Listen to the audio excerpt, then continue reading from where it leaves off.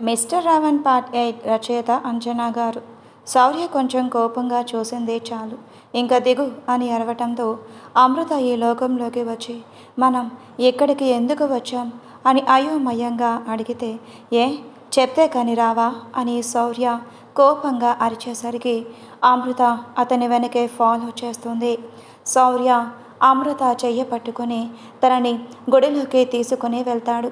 పూజారి గారు పూజ చేస్తూ హారతి ఇస్తూ ఉన్న సమయానికి శౌర్య అమృత అక్కడికి వెళ్ళి పూజారి గారు అని శౌర్య పిలిస్తే పూజారి గారు బయటకు వచ్చి చెప్పండి బాబు అని అంటే ఇప్పుడు ముహూర్తం ఎలా ఉంది, మేమిద్దరం పెళ్లి చేసుకోవాలి అనుకుంటున్నాం అని శౌర్య చెప్పేసరికి అమృత ఆశ్చర్యంగా శౌర్య వైపు చూస్తుంది. శౌర్య మాత్రం అమృత వైపు చూడకుండా చెప్పండి పూజారి గారు అని ఆశ్చర్యంలో నిలబడి ఉన్న పూజారి గారి వైపు చూసి చెప్పేసరికి శుభగడియలు ఉన్నాయి బాబు, మంచిగానే ఉంది, ముహూర్తం కూడా, మీరు ఆ అమ్మాయి మెడలో తాళి కట్టవచ్చు అని ఆయన చెప్పడంతో పూజారి గారు మంత్రాలు చదువుతూ అమ్మవారి ఆశీస్సులతో పసుపు కొమ్ముని పసుపు తాడు కట్టి తీసుకొని వచ్చి శౌర్య చేతిలో పెడితే శౌర్య అది తీసుకొని అమృత ఆశ్చర్యంలో ఉండగానే తన మెడలో 3 ముళ్ళు వేసేస్తాడు. అమృత మెడ మీద కదులుతూ ఉన్న శౌర్య చేతి వేళ్లకు ఈ లోకంలోకి వచ్చి అతని వైపే చూస్తూ మీరేం చేస్తున్నారు అర్థమవుతుందా అని అడుగుతున్న అమృత మాట్లాడుతూ ఉండగానే పూజాగారు ఇచ్చిన దండ తీసి అమృత మెడలో వేసి ఇంకొక దండ తన చేతితో శౌర్య మెడలో వేయించుకొని ఆశీర్వదించండి పూజారి గారు అని ఆయన కాళ్ళకి నమస్కరించి అమృత చెయ్యి పట్టుకొని నేరుగా సునందాదేవి ఇంటి ముందు కారు పార్కు చేస్తాడు. నిధి మాత్రం భయంగా తను అక్కడ ఉన్న వాళ్ళు అందరూ తనకి కొత్తగా అనిపించి ఎవరు వీళ్ళంతా అని అయోమయంగా చూస్తూ ఉన్న సమయంలో హాల్లో గోడకు ఎదురుగా పెద్ద ఫోటో కనిపించి అందులో ఉన్న ఒక వ్యక్తి వైపు నిధి చూపు ఉండేసరికి ఆశ్చర్యంగా నిధి ఆ ఫోటో వైపే చూస్తూ ఉండిపోయింది. నిధి ఆశ్చర్యంగా తేజ అని అంటూ ఉండగానే అప్పుడే ఆ ఇంట్లోకి అడుగు పెట్టిన తేజాని చూసి ఆశ్చర్యంగా అలాగే ఉండిపోతే తేజ నిధి దగ్గరకు అడుగులు వేసి నిధి అని తన చెంప మీద చెయ్యి వేసి నెమురుతూ ఉంటే అప్పటికే తన చెంపలు వాచిపోయి కనిపిస్తూ ఉండేసరికి అతని చేతి పిడికిలి బిగించి కోపంగా నిధి వైపు చూస్తూ ఎవరు అని అడిగితే నిధి మౌనంగా అతని వైపు చూస్తోంది. నిధి అయోమయంగా వీళ్ళందరూ ఎవరు తేజ మరి అక్కడ అని అంటుంటే అప్పుడే అక్కడికి తేజ అమ్మ నాన్నగా అడుగుపెట్టిన వాళ్ళు కూడా లోపలికి వచ్చి అయ్యగారు అని తేజ దగ్గర నిలబడి ఉన్న వాళ్ళని చూసి నిధి ఆశ్చర్యంగా అయ్యగారా అని అలాగే అనుకుంటూ ఉండగానే ఒక ఆవిడ తేజ పక్కన నిలబడి తేజ అమ్మాయి బంగారు బొమ్మలా ఉంది, నీ సెలక్షన్ ఏంటో అనుకున్నా కానీ ఇంత బాగా ఉంటుందని అనుకోలేదు అని ఆవిడ అంటుంటే తేజ నిధి వైపు సూటిగా చూస్తాడు. నిధికి ఏమీ అర్థం కానట్లు అలాగే ఉండిపోయి తేజ వాళ్ళ అమ్మగారు కనిపించేసరికి ఆంటీ అని ఆవిడ దగ్గరికి వెళ్ళి ఆంటీ మీరైనా చెప్పండి అసలు ఇక్కడ ఏం జరుగుతుంది అని నిధి అడిగితే ఏంటమ్మాయి గారు నన్ను ఆంటీ అంటున్నారు అని ఆవిడ అనేసరికి నిధి అయోమయంగా అసలు ఏం జరుగుతుంది ఇక్కడ, వీళ్ళు మీ అమ్మా నాన్న అని పరిచయం చేశావు కదా, మరి వీళ్ళేంటి ఇలా ఉన్నారు, అసలు ఈవిడెవరు అని తేజ పక్కన నిలబడిన ఆవిడ్ని చూపించి అడిగితే మా అమ్మ అని తేజ చెప్పిన సమాధానానికి అసలు ఏం జరుగుతుంది, నేను న్యూస్లో చూసింది నిజమేనా అని నిధి తేజ కాలర్ పట్టుకొని కోపంగా అరుస్తుంది. తేజ అసహనంగా తన కాలర్ మీద ఉన్న నిధి చేతులను పట్టుకొని దూరంగా జరిపి నువ్వు చూసింది నిజమే అని తేజ చెప్పేసరికి నిధి తన చేతులను జారవిడిచి ఆశ్చర్యంగా తేజ వైపు చూస్తుంది. నిధి అందరి వైపు భయంగా చూస్తూ అసలు తను అక్కడ ఉండాలి అనిపించక అక్కడ నుంచి వెళ్ళిపోవాలి అని భయంగా వెనక్కి 2 అడుగులు వేసి బయటకు పరిగెడుతూ ఉన్న నిధి నడుం చుట్టూ చెయ్యవేసి పట్టుకొని తేజ ఎటు వెళ్ళనివ్వకుండా తనని నేరుగా రూమ్లోకి తీసుకుని వెళ్ళి బెడ్ మీద పడేస్తాడు. నిధి కోపంగా యూ చీటర్, నన్ను మోసం చేశావు, నిన్ను నమ్మి నా జీవితాన్ని నాశనం చేసుకున్నాను అని నిధి కోపంగా అరిచేసరికి తేజ తన సహనాన్ని కోల్పోయి నిధి చెంప మీద చాచిపెట్టి కొడతాడు. అతను కొట్టిన దెబ్బకి ఏమో, లేదంటే 2 రోజుల నుంచి తన జీవితంలో జరుగుతూ ఉన్న ఈ సంఘటనలకు ఏమో నిధి బెడ్ మీద పడిపోయిన వాళ్ళు అలాగే స్పృహ తప్పి పడిపోతుంది. ప్రణవ్ వాళ్ళు మిగిలిన వాళ్ళకి టైమింగ్ జోన్ మారుతూ ఉంటుంది, గమనించండి. ప్రణవ్ గాఢ నిద్రలో కదలకుండా అలాగే ఉండేసరికి మధు ఇంకా అతన్ని లేపటం ఇష్టం లేక అలాగే కూర్చొని ఆలోచిస్తూ ఉంటుంది. ఎందుకు, అసలు ఏం జరిగింది అని మధు ఎంతో ఆలోచించి తనకి ఏమీ అర్థం కాకపోవటంతో అలాగే ఆలోచిస్తూ తను కూడా నిద్రలోకి జారుకుంటుంది. నెక్స్ట్ డే మార్నింగ్ ప్రణవ్ లేచి చూసేసరికి మధు అలా బెడ్కి ఆనుకొని నిద్రపోతూ కనిపిస్తుంది.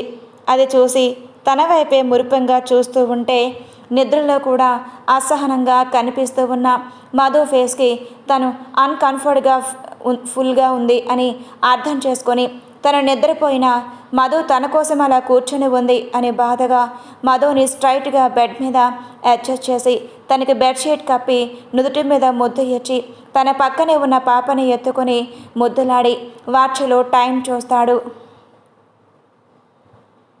అప్పటికి టైం ఇంకా 5 కావస్తూ ఉంటే హాల్లో ఎవరైనా ఉన్నారేమో అని డోర్ ఓపెన్ చేసి చూసిన ప్రణవ్కి అక్కడ ఎవరూ కనిపించకపోవటంతో కంగారు తగ్గించుకొని అతని రూమ్లోకి వెళ్ళిపోతాడు. ప్రణవ్ అతని రూమ్లోకి వెళ్ళి మధుతో పూర్తి నిజం చెప్పలేదు. కానీ అసలు నిజం తెలిస్తే తను తట్టుకోగలదా? నిజంగా నేనే నిజం తెలిసే తట్టుకోలేకపోయాను. కానీ అది పిచ్చిది. దాని మీద ప్రేమ చూపిస్తే చాలు ప్రాణం పెట్టుకుంటుంది. ఎలా దానికి నిజం చెప్పాలి? అసలు దీనంతటికీ కారణం అని ప్రణవ్ తలుచుకుంటూనే అతని చేతి పిడికిలి బిగుసుకుంటుంది. అసహనంగా మారిన ప్రణవ్కి ఏం చెయ్యాలి, నెక్స్ట్ ప్లాన్ ఎలా వేయాలి అని ఆలోచిస్తూ ఉన్న అతని ఫోన్కి వచ్చిన నోటిఫికేషన్స్ చూసి పెదవుల మీద చిన్న చిరునవ్వు చేరుతుంది. వాళ్ళకి డన్ అని సెండ్ చేసి ఫోన్ పక్కన పడేసి బెడ్ మీద వాలి మధుతో జరిగిన తన మొదటి కలయిక గురించి గుర్తు చేసుకుంటూ, ఆ రోజు మత్తులో నువ్వే అని నాకు తెలుసు మధు, నీ ప్రేమ నాకు ఎప్పుడో తెలుసు. కానీ తెలిసి కూడా ఎందుకు నేను బయటపడలేదో నీకు చెప్తాను. నన్ను నమ్ముతావో లేదో ఇంకా అది నీ ఇష్టం. కానీ నీ మనసు ఎంత గందరగోళంగా ఉందో నేను అర్థం చేసుకోగలను అని అప్పటికే కొంత భారం తీర్చుకున్న ప్రణయ్ మనసు ప్రశాంతత ఆవహించి మళ్ళీ నిద్రలోకి జారుకుంటాడు. సరిగ్గా 7 గంటలకు మెలకువ వచ్చిన మధు చుట్టూ చూస్తే అక్కడ ప్రణవ్ కనిపించకపోవటంతో పైగా తన బెడ్ మీద పడుకొని ఉండటం, నిన్న నైట్ జరిగింది గుర్తుకు రావటం, అసలు తనకి ఏమీ అర్థం కాకపోతూ ఉంటే ఏం జరుగుతుంది మా జీవితంలో అని ఆలోచిస్తూ లేచి బెడ్ మీద కూర్చొని తన పక్కనే ఉన్న పాపని గుండెలకు హత్తుకొని నిజంగా ఇంత దారుణంగా ఉంటారా, అసలు ఏం జరుగుతుంది అని ఆలోచిస్తూ పాపని బెడ్ మీద పడుకోబెట్టి తను ఫ్రెష్ అప్ అవ్వడానికి వెళ్తుంది. మధు ఫ్రెష్ అప్ అయి బయటకి వచ్చి డ్రెస్సింగ్ రూమ్లోకి వెళ్ళి రెడీ అయ్యి రూమ్లోకి వచ్చి చూసేసరికి బెడ్ మీద పాప కనిపించకపోవటంతో కంగారుగా చుట్టూ చూస్తుంది. మధు కంగారుగా వెతుకుతూ ఉంటే ప్రణవ్ తన వెనకగా వచ్చి మధుని వెనక నుండి గట్టిగా హత్తుకుంటాడు. మధు భయంగా ఆ అని నోరు తెరిచే అంతలో ప్రణవ్ కంగారుగా తన నోరు మూసి అరవకు అని మధు చెవిలో చిన్నగా చెప్పేసరికి మధు తను ఎంత భయపడిందో తను తీసుకుంటున్న శ్వాసలో ప్రణవ్కి తెలుస్తుంటే సారీ అని మధు చెవి మీద ముద్దు పెట్టి ఎంత అందంగా ఉన్నావు తెలుసా మధు, నోటి మీద నుంచి తెయ్య చేసి అతని వైపు తిప్పుకొని మధు మొహం మీద పడిన ఆ కురులను పక్కకు జరిపి తన ఫేస్ను చేతుల్లోకి తీసుకొని మధు ఫేస్ మీద ఊదేసరికి మధు మత్తుగా కళ్ళ మూసి తెరుస్తుంది. ప్రణవ్ నా మధు నుదుటి మీద ముద్ద ఇచ్చి మధు పెదవి మీద బొటని వేలుతో నిమిరి మెత్తగా తగులుతూ ఉన్న తన పెదవుల స్పర్శకి ఇంకొక నిమిషం ఆలస్యం చేస్తే తన ప్రాణం పోతున్నట్టుగా అనిపించి ప్రణవ్ మధు పెదవులను అందుకుంటాడు. మధు ఎంత గింజుకుంటున్నా ప్రణవ్ తనని వదలకపోవటంతో మధు అసహనంగా అలాగే ఉండిపోతుంది. అతను చేసే తీపి గాయాలకు మధుకి అసలు ఏమీ అర్థం కాక మునిపెన్నడు అతని తీరు మధుతో అంత దగ్గరగా లేకపోవటంతో అసలు తనతో అలా ప్రవర్తిస్తుంది ప్రణవ్నా లేకపోతే ఇంకెవరైనా అనే ఆలోచన మధు బుర్ర మొత్తం పాడు చేస్తుంది. ప్రణవ్ మధుని ముద్దు నుండి వేరు చేసి తన కోహ్లీ బిగిస్తూ ఇప్పుడు చెప్పు ఏంటి అని ప్రణవ్ అడిగితే పాప అని మధు అంటుంది. మధు ఎక్కడికి వెళ్ళలేదు, బయట ఆ అమ్మ దగ్గర ఉంది అని ప్రణవ్ అనేసరికి అదేంటి నువ్వు పని వాళ్ళందరినీ మానిపించేశావు కదా అని మధు అడిగితే ప్రణవ్ చిన్న నవ్వు నవ్వి నిజమే, మరి ఎక్కడ నేను పని వాళ్ళు తీసేస్తే మొత్తం నువ్వే చేస్తున్నావా, మరి గార్డెనింగ్ ఇంకా ఇల్లు శుభ్రం చేయటం అని ప్రణవ్ అంటుంటే వాళ్ళు వెళ్ళిన దగ్గర నుంచి మధు వంటగదిలో తప్ప మరి ఏ పని చెయ్యకపోవటం గుర్తుకు వచ్చి కిచెన్లోకి తను వెళ్ళినప్పుడే సింక్లో సామాన్లు కూడా శుభ్రంగా కడిగేసి ఉండటం తను ఉన్న బాధలో అంతగా గమనించుకోదు. కానీ ఇప్పుడు అవన్నీ గుర్తుకు వస్తూ ఉంటే మధు చిన్నగా నవ్వుతుంది. సరే నువ్వు రెడీ అయ్యావు, ఈరోజు నీకు ఒక పెద్ద గిఫ్ట్ ఇస్తాను అని ప్రణవ్ అంటుంటే ముందు మధు ఆశ్చర్యంగా గిఫ్టా అని అయోమయంగా అడుగుతుంది. వస్తే నీకే తెలుస్తుంది, అది నీకు పెద్ద గిఫ్ట్ లేదంటే సర్ప్రైజ్ అని ప్రణవ్ చెప్పి వెళ్తూ సూపర్ ఉన్నావు తెలుసా, ఈ సారీలో అదిరిపోయావు, అసలు వదలాలి అనిపించలేదు కానీ ఏం చెయ్యను అని మొహం వేలాడేసుకొని మరోసారి మధు పెదవులను అందుకొని ఓయ్ తొందరగా రెడీ అయి బయటికి రా అని ప్రణవ్ బయటకు వెళ్ళిపోతాడు. మధుకి మాత్రం అసలు ఏమీ అర్థం కాక అలాగే ఉండిపోయి అసలు ఏం జరుగుతుంది నా జీవితంలో, ప్రణవ్ నిజంగానే నన్ను ప్రేమించాడా మరి ఎందుకు అని ఆలోచిస్తూ తన బ్రెయిన్ ఎక్కువ లేక ఫాస్ట్గా రెడీ అయ్యి పాప కోసం హాల్లోకి వెళ్తుంది. మధు హాల్లోకి వచ్చేసరికి సోఫాలో పాప ఒక్కడితే కూర్చొని కనిపిస్తూ ఉంటే అంటే అని ఏదో ఆలోచించి పాప పక్కన కూర్చొని ఏం చేస్తున్నావు అని అడిగితే ఏం లేదు అన్నట్టుగా బుడ్డది తల ఊపేసరికి సరే ఇక్కడే ఉండు, నేను టిఫిన్ తీసుకొని వస్తా అని మధు కిచెన్లోకి వెళ్ళి పాప కోసం టిఫిన్ ప్రిపేర్ చేసి ప్లేట్లో సర్వ్ చేసుకుంటుంది. అప్పుడే సాహితీ కూడా బయటకు వచ్చి హాయ్ మధు అని పలకరిస్తే మధు నిన్న టీవీలో వచ్చిన న్యూస్ కారణంగా సాహితీ అన్న మాటలు మధు మనసు తొలిచివేస్తుంటే మధు ఏం మాట్లాడకుండా మౌనంగా పాపకి టిఫిన్ తినిపిస్తూ కూర్చుంటుంది. ఇంతలో ఈశ్వర్ గారు కూడా అక్కడికి రావడంతో పాపని టిఫిన్ తినిపించి కిచెన్లోకి వెళ్ళి హ్యాండ్ వాష్ చేసుకొని అందరి కోసం కాఫీ పెడుతుంది. ఇద్దరికి కాఫీ ఇచ్చి కిచెన్లోకి వెళ్ళి అప్పుడే ప్రణవ్ హాల్లోకి వస్తూ కనిపించేసరికి ప్రణవ్ కోసం కాఫీ పెట్టి తీసుకుని వెళ్ళి అతని ఎదురుగా నిలబడుతుంది. సాహితి ప్రణయ్ వైపు చూస్తుంటే ప్రణవ్ అందరి చూపులు గమనిస్తూనే మధు వైపు కోపంగా చూస్తూ నేను నిన్ను అడిగానా, ఎవరు నిన్ను నాకు కాఫీ ఇవ్వమన్నారు అని కోపంగా ప్రణవ్ అనేసేసరికి మధు భయంగా వణికిపోతుంది. మధు భయం చూసే ప్రణవ్ మనసులోనే నేను నీతో ఎంత మంచిగా ఉన్నాను, నా కోపం నీకు భయంగానే అనిపిస్తుంది కదా అని తనలో తానే బాధపడుతూ చెప్పు అడిగానా, అడగకుండా నా పనులు నిన్ను ఎవడు చెయ్యమన్నాడు అని ప్రణవ్ కోపంగా పైకి లేచి మధు చెంప మీద కొట్టేంతలో ఈశ్వర్ గారు ప్రణవ్ చెయ్యి పట్టుకొని ఏం చేస్తున్నావో అర్థమవుతుందా, ప్రతిసారి ఊరుకుంటున్నాను కదా అని నా బంగారు తల్లి మీద చేయి చేసుకుంటే ఊరుకోను అని ఆయన అనేసరికి మధు ఏడుస్తూ మావయ్య అని ఆయన దగ్గరకు వెళ్తుంది.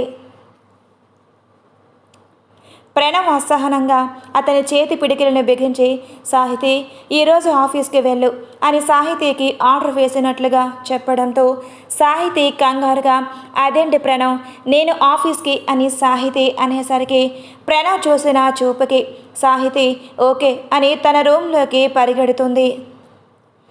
ప్రణవ్ ఈశ్వర్ గారి వైపు సూటిగా చూడండి నాన్న, తను ఏంటి పని మనిషి అంతే, మీరు తను ఏదో మీ మేనకోడలు అని మీరు దగ్గరకు తీసుకుంటున్నా ఆ స్థానం తను ఎప్పుడో కోల్పోయింది. తాతయ్యని ఎప్పుడైతే తను చంపిందో ఆ క్షణమే అది ఇంటి వారసురాలుగా పేరు కోల్పోయింది అని ప్రణవ్ కోపంగా అరిచేసరికి తనకి ఎంత చెప్పినా మధు అర్థం చేసుకోకుండా ప్రణవ్ అంటున్న మాటలే తన మనసులో ముళ్ళులా గుచ్చుతూ ఉంటే ఆ క్షణం మధు కళ్ళ వెంట కన్నీళ్లు చూస్తూ ఉన్న ప్రణవ్కి అంతకు అంత కోపం పెరిగిపోతుంది. ప్రణవ్ అసహనంగా, అబ్బా దీనికి తెలిసి కూడా ఇది ఎంత ఎమోషనల్ అయిపోయింది, ఎంతలా చెప్పాలరా దేవుడా అని తల కొట్టుకోలేక మౌనంగా మధు వైపు చూస్తూ మీరు కూడా సాహితీతో ఆఫీస్కి వెళ్ళండి అని ఈశ్వర్ గారికి చెప్పేసరికి ఆ మాటకైనా ఎదురు చెప్పలేక మౌనంగా ఆయన కూడా రెడీ అయి ఇద్దరు ఆఫీస్కి స్టార్ట్ అవుతారు.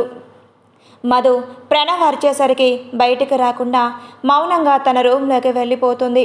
ప్రణవ్, సాహితీ, ఈశ్వర్ గారు ఇద్దరు వెళ్ళిపోయిన తర్వాత తన రూమ్లోకి వచ్చి డోర్ క్లోజ్ చేసి మధు ఎదురుగా నిలబడి హ్యాండ్స్ ఫోల్డ్ చేసుకొని తన వైపే సూటిగా చూస్తూ ఉంటాడు.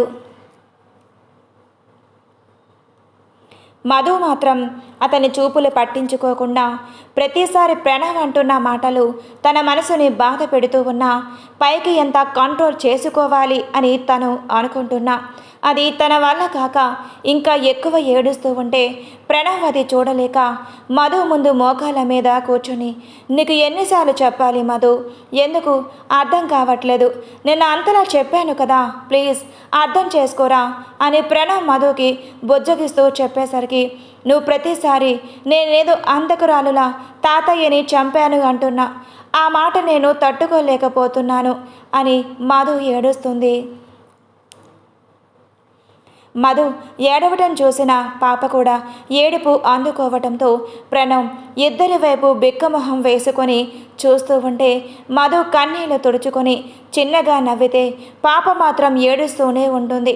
ప్రణవ్ పాపని ఎత్తుకొని మీ అమ్మకు అస్సలు బుద్ధి లేదు, నేను ఎంత చెప్తున్నా ఏడుస్తూనే ఉంటుంది, నువ్వు కూడా అంతేనా అని ప్రణవ్ అనేసరికి పాప ఏడు పాపేసి బొగ్గ మీద ముద్దులు పెడుతుంది. అది చూసిన మధు కోపంగా పాపని ఎత్తుకొని నా పాప నువ్వు వెత్తుకోకు అని ప్రణవ్ చేతిలో ఉన్న పాపని లాక్కుంటుంది.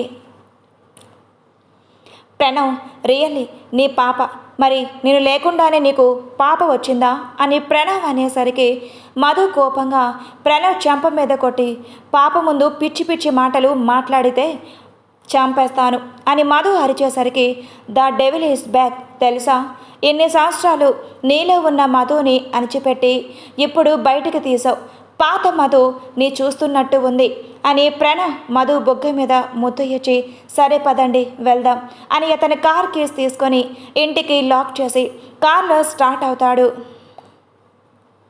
మధు ప్రణవ్ డ్రైవింగ్ చేస్తూ ఉంటే ఎక్కడికి వెళ్తున్నాం అసలు ఇంతకీ ఏ సర్ప్రైజ్ అని అడుగుతూనే ఉన్నా ప్రణవ్ తనకి ఏం ఆన్సర్ ఇవ్వకుండా నువ్వే చూస్తావు కదా, మరి ఎందుకు అంతలా కంగారు పడుతున్నావు అని ప్రణవ్ చెప్పేసరికి ఇంకా అతని అడగటం వేస్ట్ అని మౌనంగా సిటీ అందాలు చూస్తూ ఉండిపోతుంది. అప్పటి వరకు తను ఉన్నప్పుడు ఎలా అయితే ఉందో ఇప్పుడు అలా లేకపోవటంతో మధు ఒకంత ఆశ్చర్యంగా కొత్తగా నిర్మించిన భవనాలు అన్నీ చూస్తూ ఉంటుంది. ప్రణవ్ డ్రైవ్ చేస్తూ మధు ఫేస్ వైపు చూసి తన ఫేస్లో ప్రశాంతత కనిపించేసరికి కొంచెం హ్యాపీగా ఫీల్ అవుతూ 1 గంట జర్నీ తర్వాత ఒక ఇంటి ముందు కారు బ్రేక్ వేస్తాడు.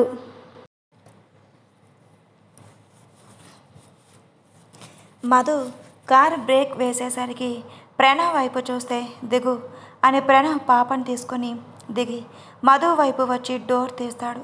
మధు అదంతా కొత్తగా ఉన్న మధుకి అసలు ఏం జరుగుతుందో అర్థం కాక కారు దిగి చుట్టూ చూస్తుంది. ప్రణవ్ మధు భుజం చుట్టూ చెయ్య వేసి ఆ ఇంట్లోకి తీసుకొని వెళ్ళి మధ్యలో తనని నిలబెట్టి ప్రణవ్ పక్కకి వెళ్ళిపోతాడు. అసలు ఏం జరుగుతుందో అర్థం కాక ఎవరిది ఈ ఇల్లు అని ప్రణవ్ని నోరు తెరిచి అడిగి చుట్టూ చూస్తూ ఉన్న మధుకి అప్పుడే మెట్ల మీద నుంచి దిగి వస్తూ ఉన్న వ్యక్తిని చూసి ఆశ్చర్యంగా అలాగే చూసి నిలబడిపోతుంది. అతను మధు దగ్గరికి వచ్చి మధు అని పిలిచేసరికి అప్పటి వరకు ఆశ్చర్యంలో గందరగోళంగా మునిగిపోయి ఉన్న మధు అసలు తను చూస్తుంది నిజమేనా, నిజంగా తన తండ్రి ప్రాణాలతోనే ఉన్నాడా అని తనకి వస్తూ ఉన్న కన్నీళ్ళు కూడా తుడిచిపోకుండా అలాగే ఏడుస్తూ తన తండ్రి గుండెల మీద వాలిపోతుంది. ప్రణవ్ ఒక పక్కన నుంచుని మధు వైపు బాధగా చూస్తూ ఉంటే కొన్ని ఏళ్ళగా తన మనసులో గూడు కట్టుకుపోయిన బాధ మొత్తం తీరిపోయేలా ఆయన్ని ఎత్తుకొని చిన్న పిల్లలా ఏడుస్తూ ఉంటే ఆయన తన కన్నీరు తుడిచి మధు ఏడవకరా ప్లీజ్ అని ఆయన కూడా తన కన్నీళ్లు తుడుచుకొని వైష్ణవి వెన్ను నిమురుతున్నాడు. వైష్ణవి ఆయన బొగ్గల మీద చెయ్యి వేసి మీకేం కాలేదు కదా, మరి ఆ రోజు నేను ఫైర్ యాక్సిడెంట్ కార్ అని వైష్ణవి మాటలు తడబడుతూ ఉంటే ఆయన నాకేం కాలేదురా, ఆ రోజు కారులో నుంచి నేను ముందే దూకేశాను, పైగా మీ అమ్మ అత్తయ్యని సేవ్ చేయడానికి ట్రై చేశాను, కానీ మీ అత్తయ్య అని చెప్పలేక ఆయన బాధగా మారిపోతే మధు ఏడుస్తూ మరి అమ్మ అని అనేసరికి ఆయన మధు చెయ్యి పట్టుకొని ఒక రూమ్ డోర్ ఓపెన్ చేసి బెడ్ మీద వైర్స్తో ఊపిరి తీసుకుంటున్న తన తల్లిని చూసి ఆశ్చర్యంగా ఉండిపోయింది. తనకు అంటూ కనీసం ఎవరూ లేరు, తనకి కష్టం వచ్చినా బాధ వచ్చినా ఒంటరిగా పోరాడుతూ ఉన్న మధుకి ఈ నిమిషం తన తల్లి తండ్రి బ్రతికే ఉన్నారు అని ప్రణవ్కి తెలిసినా కూడా అతను చెప్పకపోవడంతో అతని వైపు కోపంగా చూస్తుంది. ప్రణవ్కి మధు కోపం అర్థమై చిన్నగా నవ్వుతూ మావయ్య మీరు మధుతో మాట్లాడండి, నాకు అర్జెంట్ వర్క్ ఉంది అని ప్రణవ్ చెప్తుంటే వద్దు ప్రణవ్, తను ఎక్కడే ఉంటే చాలా డేంజర్ అసలకే అని ఆయన ఏదో చెప్పేలోపే వద్దు అని ప్రణవ్ సైగ చేసేసరికి ఆయన మాట్లాడకుండా ఆగిపోతే మధు మాత్రం తల్లి తండ్రిని విడిచి ఉండడం ఇష్టం లేక ఇక్కడే ఉండిపోతాను అని ఏడుస్తుంది. వద్దు మధు, మేం కూడా ఇక్కడ ఉండట్లేదు, ప్రణవ్ మమ్మల్ని ఇక్కడి నుంచి షిఫ్ట్ చేస్తున్నాడు, నాకే ఒకసారి నిన్ను చూడాలి అనిపిస్తే తీసుకొని వచ్చాను అని ఆయన చెప్పేసరికి మధు ప్రణవ్ వైపు చూస్తుంది. ప్రణవ్ మధు చూపులు పట్టించుకోకుండా కొంచెం సేపు ఆయనతో మాట్లాడి పక్కకు వెళ్ళిపోతే మధు చేతిలో ఉన్న పాపని ఎత్తుకొని నా మనవరాలు అని ముద్దులాడుతూ పాపని తీసుకొని భార్య దగ్గరికి వెళ్ళి తన పక్కనే కూర్చోబెట్టి శారద ఇదిగో నీ మనవరాలు, కనీసం ఎప్పుడైనా స్పృహలోకి వచ్చి దీన్ని చూడవే, నువ్వు కోమాలోకి వెళ్ళి కొన్ని సంవత్సరాలు పైనే అయ్యింది అని ఆయన అంటూ ఉన్న మాటలు ఆవిడ మైండ్కి చేరకపోవడంతో పక్కనే ఉన్న ఎందుకు అంకుల్ ఆంటీ మీరు ఎన్ని మాటలు చెప్పినా తన కండిషన్ నార్మల్ అవ్వదు, మీరు ఎంత ఎగ్జైట్ అవ్వటం వేస్ట్ అని అంటుంటే ఆయన బాధగా పాపను తీసుకొని అక్కడ నుండి తన రూమ్లోకి వెళ్ళి తనతో ఆడుకుంటూ ఉంటారు. మధు ప్రణవ్ దగ్గరికి వచ్చి అతని వైపు సూటిగా చూస్తుంటే ప్రణవ్ కంగారుగా తన చూపు తిప్పుకొని ఏమైంది మధు, ఇంటికి వెళ్దామా అని అతను అడిగేసరికి మధు ప్రణవ్ వైపు కోపంగా చూస్తూ అతన్ని తన వైపు తిప్పుకొని లాగి అతని చెంప మీద బలంగా కొడుతుంది. మధు అతన్ని కొట్టిన నవ్వుతూ అతను చూస్తుంటే తను మనసు మరీ ఇంత రంపపు కోతలా అనిపిస్తూ ఉంటే మధు ఏడుస్తూ ఎందుకురా, ఎందుకు నాకేం చెప్పలేదు, ఎందుకు నీలోనే దాచుకొని ఇంత బాధని అనుభవిస్తున్నావు, అసలు ఏం జరిగిందో పూర్తిగా చెప్పవెందుకురా అని మధు ప్రణవ్ కాలర్ పట్టుకొని ఊపేస్తూ ఉంటే మధు చేతులు పట్టుకొని అక్కడే ఉన్న ఒక రూమ్లోకి తీసుకొని వచ్చి మధు చేతుల్ని అతని చేతుల్లో లాక్ చేసి మధు చేతులు ముద్దు పెట్టుకుంటూ నాకు ఇష్టం లేదురా, అందుకే నీకు చెప్పలేదు, నీకు సర్ప్రైజ్ ఇద్దామని తీసుకొని వచ్చాను అని ప్రణవ్ అనేసరికి మధు ఏడుస్తూ భయంగా ఉంది బావా, ఎప్పటి వరకు తెలియనంత వరకు బాగానే ఉంది, కానీ తెలిసిన తర్వాత ఏం మాట్లాడాలో అర్థం కావట్లేదు, ఆ రోజు ఎప్పటికీ నా కళ్ళ ముందు మెదలాడుతుంది, అందరూ ఫైర్ యాక్సిడెంట్ కార్లో నేను చూశాను, భయంతో వాళ్ళని కాపాడటానికి వెళ్ళాను, కానీ కొంతమంది రౌడీలు నన్ను అడ్డుకుని కొట్టి పంపించేశారు అని మధు ఏడుస్తూ ఎక్కిళ్ళు పెడుతూ చెప్తూ ఉంటే ప్రణవ్ మధు కన్నీళ్ళు తుడిచి నాకు తెలుసు అని చెప్పేసరికి మధు కంగారుగా ప్రణవ్కి దూరం జరిగి మరి అన్నీ తెలిసి ఎందుకురా నన్ను ఇంత టార్చర్ చేశావు అని మధు అతను గుండెల మీద బాధేస్తూ ఉంటే నీకు తెలిసిన నిజాలు ఇంకా ఉన్నాయి మధు, ప్రణవ్ నడుం చుట్టూ చెయ్యి వేసి దగ్గరగా తీసుకొని ప్లీజ్ ఏమీ ఆలోచించకు. నీకు ఇంకొక వారంలో మొత్తం తెలిసిపోతుంది. అప్పటి వరకు ఓపిక పట్టు అని ప్రణవ్ మధు నుదుటి మీద పెదవులు ఆనించి కొంచెం సేపటికి దూరం జరిగి, పద, ఇలా ఏడవకు, మావయ్య బాధపడతారు. నిన్ను ఇక్కడికి తీసుకురావటం ఇష్టం లేదు.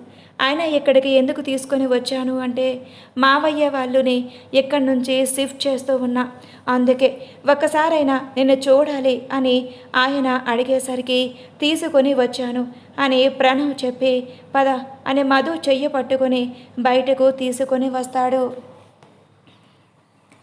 మనవరాలితో ఆడుకుంటున్న వీరేంద్ర గారి దగ్గరకు తీసుకొని వచ్చి, మావయ్య, ఇంకా మేము బయలుదేరుతాం, ఇంకా ఎక్కువ టైం ఇక్కడ ఉండే అనుమానం వస్తుంది అని ప్రణవ్ మధు ఇంకా పాపం తీసుకొని బయటకు వస్తూ ఉన్న సమయానికి ఆయన వెళ్తూ ఉన్న కూతురి వైపు బాధగా చూస్తూ, మనం ఫ్యామిలీ అందరం కలిసి ఉండే రోజులు తొందరలోనే ఉన్నాయిరా, నువ్వు బాధపడకు అని ఆయన చెప్పిన మాటలు మధు మనసుకి ఊరట కలిగిస్తూ ఉంటే, ఆయన వైపు సంతోషంగా చూస్తూ జాగ్రత్త అని చెప్పి మరొక్క మాట మాట్లాడకుండా కారులో కూర్చొని సీట్కి తల ఆనిస్తుంది. ప్రణవ్ కార్ డ్రైవ్ చేస్తూ మధు వైపు చూసి, ఏమయ్యింది, డల్గా ఉన్నావు అని అడిగితే, మధు ఏం లేదు అని తల ఊపటంతో ప్రణవ్ మధుని తీసుకొని రెస్టారెంట్ ముందు కారు పార్కు చేసేసరికి మధు ప్రణవ్ వైపు చిరాగ్గా చూస్తుంది. ప్రణవ్ మధు చూపులు అర్థం చేసుకొని, నీకు ఇంకా గుర్తుందా అని నవ్వుతూ అడిగితే, మధు ప్రణవ్ వైపు కోపంగా చూస్తూ, మర్చిపోయేలా చేసావా నువ్వు ఆ రోజు అని మధు అంటుంటే, మరి నువ్వు చేసిన దానికి నాకు మాత్రమే సొంతం అనుకున్నా. ఆ శౌర్యగాడు నీ చెయ్యి పట్టుకొని ఇక్కడికి తీసుకొని వచ్చి నీకు ప్రపోజ్ చేస్తే చూస్తూ ఊరుకుంటా అని అనుకుంటున్నావా అని అంటాడు. ప్రణవ్ మాటలకి మధు ఆశ్చర్యంగా అతని వైపు చూస్తుంది.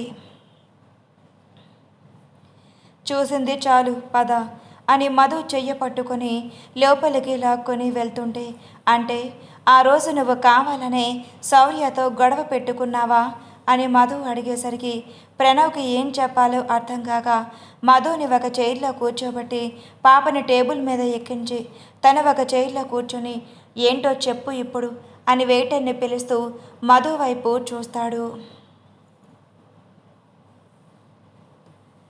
ప్రణవ్ మధు వైపు చూస్తూ ఉంటే మధు ప్రణవ్ని కోపంగా చూసి హ్యాండ్ వాష్ చేసుకుంటా అని లేచి వెళ్ళిపోతుంది. ప్రణవ్ చిన్నగా నవ్వుకొని మధుకి ఇష్టమైన ఫుడ్ ఐటమ్స్ అన్నీ ఆర్డర్ చేసి మధు రావడంతో ప్రణవ్ కూడా వెళ్ళి హ్యాండ్ వాష్ చేసుకొని వచ్చి ఇద్దరూ కూర్చొని మాట్లాడుకుంటూ వచ్చిన ఫుడ్ని తింటూ ఉంటారు. వీళ్ళ ప్రపంచంలో వీళ్ళు ఉండగా ఒక మాస్క్ వేసుకున్న వ్యక్తి వీళ్ళ ఫొటోస్ తీసి ఎవరికో సెండ్ చేయడంతో అవతల వైపు వాళ్ళు కాల్ చేసి ఉంటే షూట్ చేయి అని ఆర్డర్ వేయటంతో అతను గన్ తీసి మధుకి గురి పెడతాడు. ఇంతలో వెయిటర్ అక్కడికి వచ్చి, సార్ బిల్ అని అడిగితే వెయిట్ అని ప్రణవ్ బిల్తో పాటు టిప్ కూడా భారీ మూల్యంతో చెల్లించేసరికి వెయిటర్ మొహం వెలిగిపోతుంది. మధు కోసం ఐస్ క్రీమ్ ఆర్డర్ చేసి తనతో మాట్లాడుతూ టైం గడుపుతూ ఉన్న ప్రణవ్ వాచ్లో టైం చూసి ఒకసారి చుట్టూ చూస్తాడు. తనకేది అనుమానం వచ్చేలా అనిపించినా వెంటనే రియాక్ట్ అయ్యేలా మనుషులను పెట్టి ఉంచడంతో ప్రణవ్ కొంచెం రిలీఫ్గా ఫీల్ అయినా అతనికి ఎందుకు అనీజీగా అనిపిస్తుంది. ప్రణవ్ మధు వైపు ఇష్టంగా చూస్తూ తను తింటూ ఉన్న ఐస్ క్రీమ్ పెదవులకు అంటుకొని ఉండేసరికి ప్రణవ్ మధు పెదవుల దగ్గర అంటిన ఐస్ క్రీమ్ని బొటన వేలుతో తుడిచి అతని నోట్లో పెట్టుకోవటంతో మధు పెద్ద గుడ్లు వేసుకొని ప్రణవ్ వైపు ఆశ్చర్యంగా చూస్తుంది. ప్రణవ్ మధు చూపులు ఏమాత్రం పట్టించుకోకుండా ఇంకా తనతో సరదాగా మాట్లాడుతూ ఉన్న సమయానికి బుల్లెట్ సౌండ్ రావటంతో అక్కడందరూ స్థానం అయిపోయి భయంగా బిగుసుకుపోతారు. ప్రణవ్ తొందరగా అలర్ట్ అయి టేబుల్ మీద కూర్చోబెట్టిన పాపని ఒళ్ళోకి లాక్కొని మధును కూడా కిందకి వంచి టేబుల్ వాళ్ళ ఎదురుగా పెట్టి పాపని మధుకి ఇచ్చి అతని జేబులో ఉన్న గన్ తీసి వాళ్ళ మీద ఫైట్ చేసిన వైపు గన్ కాలుస్తాడు. మధు భయంగా ప్రణవ్ చెయ్యి పట్టుకొని ఉంటే కంగారు పడకు అని ప్రణవ్ అంతా క్లియర్ చేస్తూ బ్లూటూత్ ఆన్ చేసి తన మనుషులకి కాల్ చేయడంతో సార్ దొరికాడు అని వాళ్ళు చెప్పేసరికి ప్రణవ్ మధు చెయ్య పట్టుకొని పైకి లేపి తను బయటికి తీసుకొని వచ్చి కారులో కూర్చోబెట్టి ఇక్కడే ఉండు అని తన మనుషుల దగ్గరకు వెళ్ళి వాళ్ళు పట్టుకున్న వ్యక్తికి హెడ్ మీద గన్ గురిపెట్టి చెప్పరా ఇదంతా వాళ్ళే చేశారా అని ప్రణవ్ కోపంగా అరిచేసరికి అతను భయపడిపోతూ అవును సార్ వాళ్ళే చెయ్యమన్నారు, లేదంటే నా ఫ్యామిలీని చంపేస్తాను అని బెదిరించారు అని అతను వణుకుతూ చెప్తూ ఉంటే ప్రణవ్ ఇంకా ఎంతకాలం రా ఇలా దొంగ దెబ్బ తీస్తారు చెప్పు వెళ్ళి వాడికి చెప్పు, ఇంకోసారి నాతో పెట్టుకుంటే వాడికి చావే గతి అని. అయినా ఇలా నా సంతోషంలో ఉన్నప్పుడు కాదురా, దమ్ముంటే నా వెనక కాకుండా నా ఎదురుగా వచ్చి వారిని నాతో తలపడమని చెప్పు, అది ఎవరైనా సరే అని ప్రణవ్ వాడిని కొట్టి అక్కడి నుంచి తన కార్ తీసుకొని ఇంటికి స్టార్ట్ అవుతాడు. ప్రణవ్ ఇంటికి చేరుకొని మధు నువ్వు రెడీ అయ్యో, రూమ్ డోర్స్ అన్నీ బ్లాక్ చేసుకో, బాల్కనీ డోర్స్ కూడా నేను కొంచెం సేపట్లో నీ దగ్గరికి వస్తాను అని అతను కూడా రూమ్లోకి వెళ్ళి ఫ్రెష్ అప్ అయి ఆఫీస్ దగ్గర సాహితీ ఉందో లేదో తెలియటం కోసం కాల్ చేసి తన మనుషులని అడుగుతాడు. మేడం ఆఫీస్లోనే ఉన్నారు అని వాళ్ళు చెప్పడంతో ప్రణవ్ తన కంగారుని తగ్గించుకొని ఓకే టేక్ కేర్ అని చెప్పి కాల్ కట్ చేసి ప్రణవ్ ఆలోచిస్తూ ఎంతలా జాగ్రత్త పడుతూ ఉన్నా ప్రతిసారి ఎందుకు ఇలా జరుగుతుందో అర్థం కావట్లేదు, తొందరగా ఈ కథకి ముగింపు పలకాలి అని ప్రణవ్ అనుకుంటూ ఉండగానే ఈశ్వర్ గారి నుండి ప్రణవ్కి ఫోన్ కాల్ వస్తుంది. ప్రణవ్ అసహనంగా ఫోన్ కాల్ లిఫ్ట్ చేసి చెప్పండి నాన్న అని అనటంతో ప్రణవ్ మధు బాగుంది కదా, నాకెందుకు అనీజీగా అనిపిస్తుంది, ఇంటికి వచ్చైనా అని ఈశ్వర్ గారు అనేసరికి వద్దు నాన్న మీరు కంగారు పడకండి, తనని నేను చూసుకుంటాను, అలాగే ఈరోజు అర్జెంట్ మీటింగ్ కూడా ఉంది కదా, అది మీరే ఆ ప్రాజెక్ట్ మనకి వచ్చేలా చెయ్యాలి అని ప్రణవ్ ఇంకొక మాట మాట్లాడకుండా కాల్ కట్ చేసేసరికి ఈశ్వర్ గారు అసహనంగా అనుకుంటూ తన క్యాబిన్లోనే అటూ ఇటూ తిరుగుతూ ఉన్నారు. ప్రణవ్ ఈశ్వర్ గారి పిఏ కాల్ చేసి వెంటనే మీటింగ్ అరేంజ్ చేయండి, వితిన్ సెకండ్లో జరిగిపోవాలి, నాన్న బిజీగా ఉండేలా చూడండి అని ప్రణవ్ చెప్పేసరికి వాళ్ళు ఓకే సార్ అని ప్రణవ్ చెప్పినట్లు చేస్తారు. సునందదేవి ఇంటి ముందు కారు ఆపిన శౌర్య వైపు అమృత భయంగా చూస్తుంటే చూసింది చాలు ఇంకా దిగు అని అమృత చెయ్యి పట్టుకొని నేరుగా సునందాదేవి గారి ఇంట్లో కుడికాలు పెడుతూ సునందాదేవి అని కోపంగా అరుస్తాడు. శౌర్య అరుపులకి సునందాదేవి గారు మెట్ల మీద నుంచి దిగివస్తూ ఏంటి ఆ అరుపులు, ఆయన వాచ్మెన్ సిగ్గులేదా నీకు, అలా ఎవరిని పడితే వాడిని ఇంట్లోకి ఎలా చేయటానికి నీకెంత ధైర్యం రా అని సునందాదేవి వాచ్మెన్ మీద అరుస్తూ ఉంటే శౌర్య అసహనంగా నన్ను చూసి వాడిని ఏం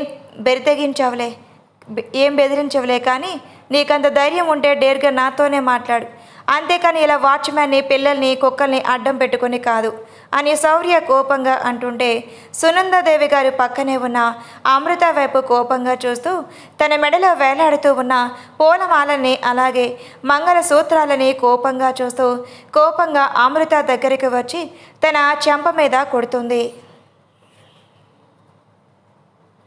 అమృత భయంగా శౌర్య చెయ్యి పట్టుకొని ఉరుకుతూ ఉన్న శరీరంతో అది కాదు పిన్ని అని ఏదో అనేంతలో చంపేస్తాను, పరువు తీసావు కదా వీడిని వెంట వేసుకొని అని సునందాదేవి గారు అరుస్తుంటే శౌర్య సునందాదేవి అని కోపంగా అరిచి హౌ డేర్ యూ, నీకెంత ధైర్యం ఉంటే నా భార్య మీద చేయి చేసుకుంటావు, ఇదివరకే అమృత ఈ ఇంటి కూతురు అవ్వచ్చు, కానీ ఇప్పుడు నా భార్యని కొట్టే హక్కు నీకు ఎవరిచ్చారు అని శౌర్య కోపంగా అరుస్తాడు. సునందాదేవి కోపంగా అసలు నువ్వెవడ్రా నాకు చెప్పడానికి, అయినా ఇది ఏమైనా ఇంటి వారసురాలా కాదు, ఈ ఇంటి పని మనిషి, నా దృష్టిలో ఇది ఎప్పుడు ఈ ఇంటి పని మనిషి అని సునందాదేవి అరుస్తూ ఉండగానే అమృత వాళ్ళ నాన్న సునంద అని పిలుస్తూ ఉండేసరికి సునందాదేవి ఆమెన వైపు కోపంగా చూస్తుంది. శౌర్య అమృత వైపు ఒక్కసారి చూడటంతో అమృత తడబడుతూ పిన్ని మరి ఏంటంటే తమ్ముడు అమ్మని నాకు అప్పగించవా, నేను వాళ్ళని తీసుకొని వెళ్ళిపోతాను అని అమృత భయంగా సునందాదేవితో మాట్లాడుతూ ఉంటే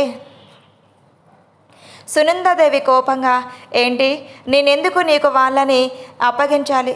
నేను చెప్పినట్లు నువ్వు చేయలేదు. వీడిని పెళ్లి చేసుకున్నా, కానీ వీడి కంపెనీ ప్రాజెక్ట్ నాకు రాలేదు. ఆ ప్రాజెక్ట్ వచ్చిన మరుక్షణమే నీ తమ్ముడు మీ అమ్మని విడుదల చేస్తాను అని సునందాదేవి కోపంగా అరిచేసరికి శౌర్య అసహనంగా, ఇప్పుడేంటి సోది, అత్త వాళ్ళని మాతో పంపిస్తావా లేదా అని శౌర్య కోపంగా అరిచేసరికి సునందాదేవి అక్కడే సోఫాలో కూర్చొని స్టైల్గా క్రాస్ లెగ్స్ వేసుకొని కూర్చోవటంతో శౌర్యకి ఒళ్ళు మండి అమృత వైపు చూస్తాడు. అమృత శౌర్య వైపు చూసి రూమ్ చూపించడంతో శౌర్య రూమ్లోకి వెళ్ళి బయటే ఉన్న శౌర్య మనసులకి కాల్ చేయటంతో వాళ్ళు కూడా అక్కడికి వచ్చి శౌర్య వెనకాలే అడుగులు వేస్తూ ఉంటే సునందాదేవి కోపంగా, శౌర్య అసలు ఏంటి దౌర్జన్యం, నా ఇంట్లోకి వచ్చి నా మీదే పెత్తనం చెలాయిస్తున్నావు అని ఆవిడ అరుస్తూ ఉంటే శౌర్య అసహనంగా, ముందు నోర్మోయ్, నేను విడిగానే అసలు మాట వినను. ఇప్పుడు నా మీద నువ్వు అరిస్తే నాకు ఇంకా కోపం వస్తుంది. నా కోపం వస్తే ఎలా ఉంటుందో నీకు ముందే తెలుసు. అయినా నాతో పెట్టుకోకు అని శౌర్య అసహనంగా అంటూ తన మనసులకి సైగ చేయటంతో వాళ్ళు అమృత వాళ్ళ తమ్ముడిని అమ్మని వాళ్ళ కారులో తీసుకొని అక్కడ నుంచి వెళ్ళిపోతారు. అమృత జరిగేదంతా ఒక పక్కన నిలబడి చూస్తూ ఉంటే శౌర్య సునందాదేవి ఎదురుగా కూర్చొని క్రాస్ లెగ్స్ వేసుకొని ఉండేసరికి సునందాదేవి అసహనంగా సోఫాల నుంచి పైకి లేచి, శౌర్య ఏం చేస్తున్నావు నువ్వు అని అరిస్తే శౌర్య తన పాకెట్లో ఉన్న గన్ తీసి సునందాదేవి ముందు పెట్టి, చూడు అత్త కాని అత్త, నువ్వు నాతో పెట్టుకోవాలని చూసావు, కానీ నేను నీ తోక కట్ చేయాలని చూస్తున్నా. ఇంకోసారి నాకు అమృతాని అలాగే తన పేరెంట్స్కి ఏమైనా చెయ్యాలి అని చూసినా, మా జీవితంలోకి అడ్డుగా వచ్చిన నిన్ను పైకి పంపించడం నాకు నిమిషంలో పని అని శౌర్య అమృత చెయ్యి పట్టుకొని చివరిసారిగా, మీ నాన్న వస్తాడేమో అడుగు అమృత అని శౌర్య అడిగితే అమృత తండ్రి వైపు బాధగా చూస్తుంది.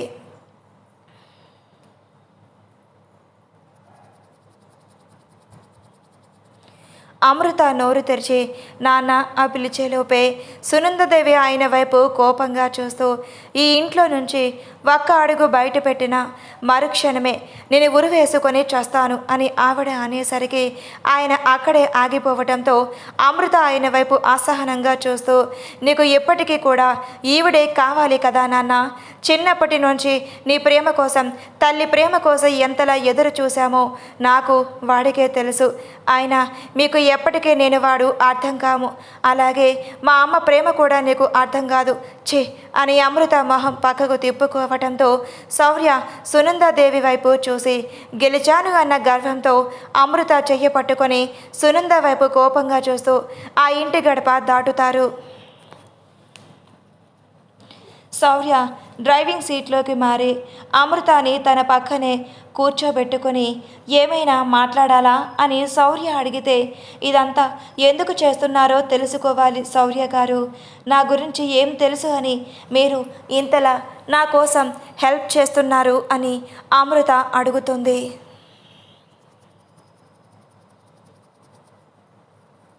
శౌర్య కార్ డ్రైవింగ్ చేస్తూ అమృత అడిగిన ప్రశ్నకు ఒక లోన్లీ ప్లేస్లో కార్ పార్కు చేసి అమృత వైపు సూటిగా చూస్తాడు.